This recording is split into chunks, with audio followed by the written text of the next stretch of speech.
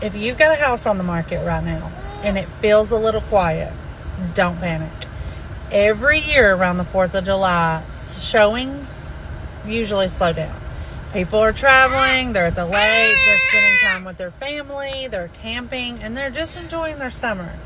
Buying a house is not at the top of their priority list. That doesn't mean your house is overpriced or something is wrong. In fact, things usually don't pick up until after the holiday is over and people are back to their normal routines. So if you're thinking about reducing the price just because slowings have showed down this week, let's look at the whole picture first. Sometimes it's simply the calendar, not your home. If you've got questions about your home's activity or the local market here in the Upper Cumberland, I'm always happy to help. And Benny Wells is too.